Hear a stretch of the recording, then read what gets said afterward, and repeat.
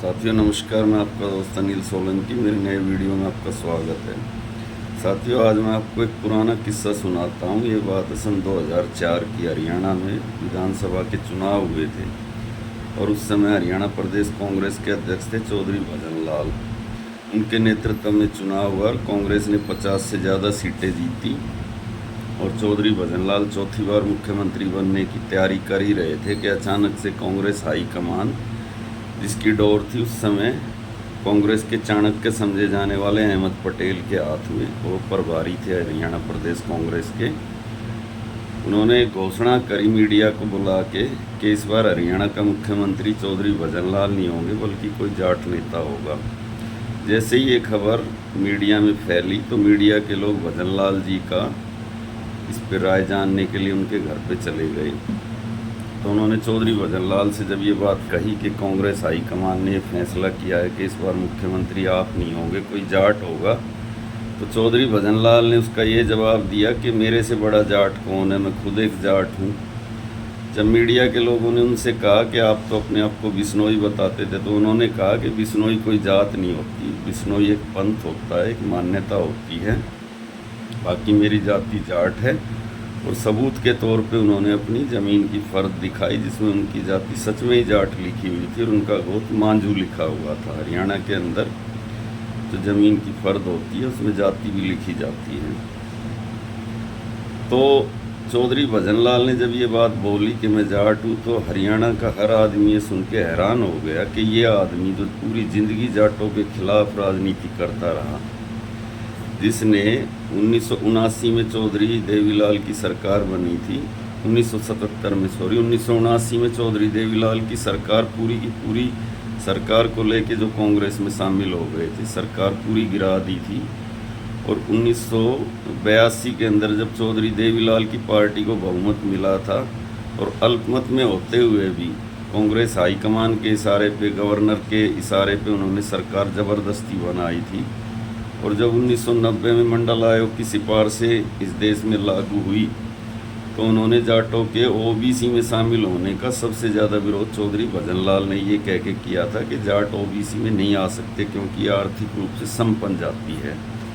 तो जो आदमी पूरी ज़िंदगी जाटों के खिलाफ रहा, उसने जब कुर्सी उसके नीचे से खिसकने लगी तो अपने ये जाट आइडेंटिटी को दुनिया के सामने दिखाया, प्रकट किया। तो उसके लिए एक कहावत मुझे याद आ गई कि जब रंज दिया बुतों ने तो खुदा याद आया। जब उनकी राजनीति ख़त्म होने के कगार पे चली गई तो वो आदमी जो ज़िंदगी भर जाट गैर जाट की राजनीति करता रहा, उसने अपने को जाट बताना शुरू कर दिया। और वो जाट था भी, रियलिटी यही थी।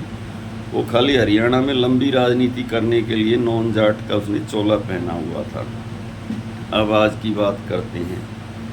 अभी जो हाल में लोकसभा के चुनाव हुए उसमें आपने एक चीज़ गौर की, हमारे देश के प्रधानमंत्री, जिसके प्रति बहुत सारे लोगों की आस्था है, आज भी आस्था है, वो मंच से जो भाषण देते थे, किसी भी भाषण में उन्होंने अपनी कोई भी उपलब्धि जनता को नहीं बताई कि हमने नोटबंदी की तो उससे देश को क्या मिला, हमने जीएसटी लागू किया तो उससे देश को क्या मिला, हमने अग्निवीर लागू किया तो उससे देश को क्या मिला, हमने किसान कानून बनाए तो उससे देश को क्या मिला।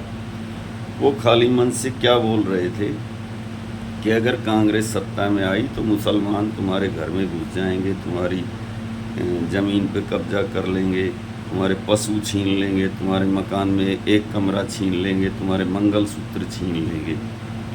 तो इस सब के पीछे, इस नंगी सांप्रदायिकता के पीछे कौन सी कहानी है?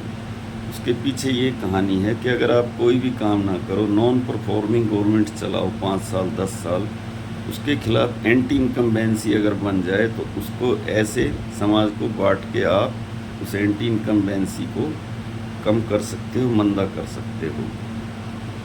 अब एक तो एंटी इनकम्बेंसी होती है सरकार के खिलाफ, जो सरकार रहेगी 5 साल 10 साल राज करेगी, उसके खिलाफ जनता होगी होगी। और एक anti incumbency Bharatiya Janata party ने हरियाणा में पैदा की जाटों के खिलाफ, ताकि हमारी जो राजनीति है वो लंबे समय तक चले। यानी जो डोमिनेटेड कास्ट किसी भी राज्य में होती है उसके खिलाफ सभी जातियों में एक गुस्सा भर दो, गुस्से की भावना पैदा कर दो। इसके पीछे की मैं आपको कहानी सुनाता हूँ।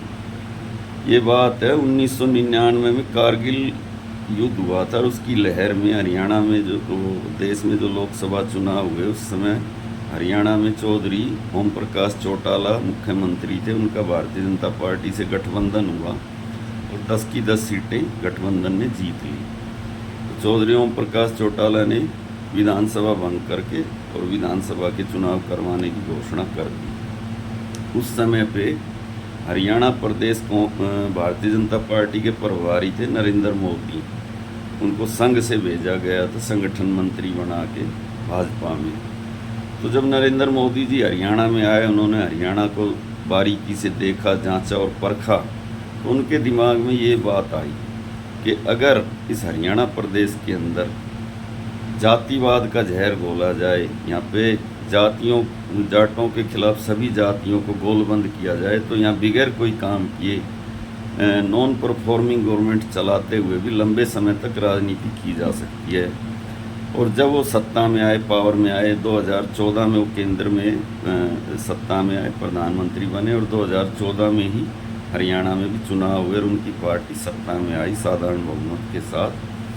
तो उसी टाइम से उन्होंने अपने दिमाग में ये बात बिठा ली थी कि हरियाणा के अंदर हमको जाटों को अलग थलग करना है, जैसा प्रयोग पूरे देश में मुसलमानों के साथ किया जाता है, तो हरियाणा में यही प्रयोग जाटों के साथ करना है। और इस पे उन्होंने अमल करना शुरू किया, एक नॉन जाट सीएम बना के। वहाँ तक ठीक था, नॉन जाट सीएम भी बनाया जा सकता है। उसके बाद उन्होंने अगला प्रयोग ये किया कि जहाँ जहाँ जाट बहुल लोकसभा की सीटें हैं, रोहतक और सोनीपत, वहाँ पे नॉन जाट उम्मीदवार उन्होंने लोकसभा में उतारे और पार्टी की लहर में वो जीत भी गए। उसके बाद उन्होंने अपने एक सांसद राजकुमार सैनी और एक पूर्व विधायक रोशनलाल आर्य को एक्टिव किया जाटों के खिलाफ जहर उगलने के लिए, और उन्होंने जाटों के खिलाफ जहर उगलना शुरू किया। उनके वो पुराने जो भी भाषण हैं वो यूट्यूब पर भी मौजूद है। रोशनलाल आर्य ने तो सामाजिक बहिष्कार की भी घोषणा करी थी जाटों के। राजकुमार सैनी ने तो एक से एक जहरीले और भड़काऊ भाषण दिए थे, और पार्टी ने, भारतीय जनता पार्टी ने कभी भी उनको अनुशासन में रहने के लिए नहीं कहा। उसका नतीजा ये हुआ कि हरियाणा जला, हरियाणा में जातीय हिंसा हुई। और यही भारतीय जनता पार्टी चाहती थी कि समाज में इतना ज़्यादा विभाजन हो जाए कि उसके बाद में हमें चुनाव लड़ने के लिए किसी और मुद्दे की ज़रूरत ही ना रहे, और हम लंबे समय तक हरियाणा में बगैर कोई काम किए एकदम नॉन परफॉर्मिंग गवर्नमेंट चलाते हुए भी लंबे समय तक सरकार में बने रहे। उसके बाद में अभी जो हाल के अंदर आपने एक चीज़ गौर की होगी, एक बार भारतीय जनता पार्टी सत्ता में आई, दोबारा फिर सत्ता से नीचे रह गई, 40 सीट पे रह गई, फिर उनको मजबूरी में दुष्यंत चौटाला का समर्थन लेके अपनी सरकार चलानी पड़ी। तो इस बार आपने एक बात गौर की होगी कि जो लोकसभा चुनाव के नतीजे आए उसमें 5 सीट कांग्रेस ने जीती, 5 भारतीय जनता पार्टी ने जीती। लेकिन उससे एक बात ये हुई कि हरियाणा में जो ये जाट और गैर जाट की राजनीति थी ये ख़त्म होने के कगार पे आ गई। और उसका सबूत ये है कि दीपेंद्र हुड्डा को जो 3.5 लाख वोटों से जीत मिली है रोहतक में, वो इस बात का सबूत है कि दीपेंद्र हुड्डा को जाटों के अलावा गैर जाटों के भी बहुत वोट मिले हैं। तो ये राजनीति जब अपने खात्मे की तरफ जाने लगी तो भारतीय जनता पार्टी को पसीने छूटने लगे, क्योंकि उनका तो राजनीति का आधार ही ये है, पूरे देश में हिंदू मुस्लिम करो, हरियाणा में जाट और गैर जाट करो। तब उन्होंने अपने पत्ते फिर से खेलने शुरू किए। कैसे खेलने शुरू किए? मनोहर लाल खट्टर को हटाया, नायब सिंह सैनी को मुख्यमंत्री बना दिया ओबीसी वोटों को अपनी तरफ करने के लिए। उसके बाद प्रदेश अध्यक्ष मोहनलाल बड़ोली को बना दिया, एक ब्राह्मण चेहरे को। केंद्र में जब मंत्री बनाए गए, हरियाणा बहुत ही छोटा सा राज्य है, 10 MP हरियाणा में बनते हैं, वहाँ से 3 मंत्री बनाए गए, एक यादव, एक गुज्जर और एक पंजाबी।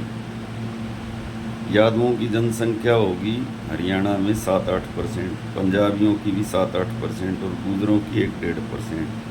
तीनों कम्युनिटी से एक मंत्री बनाया गया। लेकिन जो जाट 30% है, 27% जाट और 3% सिख जाट, वहाँ से एक भी मंत्री नहीं बनाया गया। धर्मवीर सिंह जो तीसरी बार जीते हैं, उनको मंत्रिमंडल में जगह नहीं मिली। सीधा मैसेज जनता को ये दिया गया कि हम हरियाणा में जाटों को बिल्कुल किनारे लगा देंगे और हमारी राजनीति में जाटों के लिए कोई भी जगह नहीं है। यानी जो जाट और गैर जाट की राजनीति हरियाणा में अपना दम तोड़ रही थी, उसको फिर से जिंदा करने की कोशिश की गई। लोगों के अंदर एक गुस्सा पैदा करने की कोशिश की जा रही है, क्योंकि जो डोमिनेटेड कास्ट किसी भी राज्य में होती है, उसके खिलाफ अन्य जातियों में थोड़ा बहुत असंतोष होता है। लेकिन उस असंतोष को, उस चिंगारी को हवा दे दे के पूरा आग का गोला बनाने का काम राजनीति वाले करते हैं, और वही भारतीय जनता पार्टी कर रही है। अभी लोकसभा चुनाव में वो मुंह की खा चुके हैं, और अभी सितंबर अक्टूबर में विधानसभा का चुनाव फिर से आ रहा है। हरियाणा की जनता इसका जवाब देगी कि जो जहर की खेती ये करना चाहते हैं हरियाणा में, उसमें खाद पानी डाल रहे हैं, उसका हरियाणा की जनता पे क्या असर पड़ता है। अगर हरियाणा में कांग्रेस सत्ता में आई तो समझो वो राजनीति ज़मीन के अंदर दफन हो गई, और हरियाणा में अगर भारतीय जनता पार्टी फिर से अगर सत्ता में आ गई तो समझो ये जाट गैर जाट और ये जो इनकी समाज को बांटने वाली राजनीति है, फिर से फल फूलने लगी। लेकिन मेरा ऐसा मानना है कि इस बार हरियाणा में ये राजनीति नहीं चलेगी, क्योंकि हर चीज़ की एक एक्सपायरी डेट होती है, और इस राजनीति की भी एक्सपायरी डेट हो चुकी है, और अब ये कामयाब नहीं होंगे, क्योंकि हरियाणा भाईचारे का राज्य है। यहाँ पे 36 बिरादरी का भाईचारा है। वो एक दौर था जब जातीय दंगे हुए, जिसमें आग में कुछ लोगों ने तेल डाला, भड़काया उसको, लेकिन उसके बाद से हरियाणा प्रदेश शांत है, दोबारा से भाईचारे की तरफ जा रहा है। नमस्कार भाइयों, मेरा वीडियो आज का वीडियो मैं समाप्त करने की इजाज़त चाहता हूँ। वीडियो अगर आपको अच्छा लगा तो उसको अपने ग्रुप में शेयर करना, और मेरे चैनल को सब्सक्राइब करना, लाइक करना और कमेंट करना। आपका दिन शुभ हो। मैं आपका भाई अनिल सोलंकी दिल्ली से। धन्यवाद।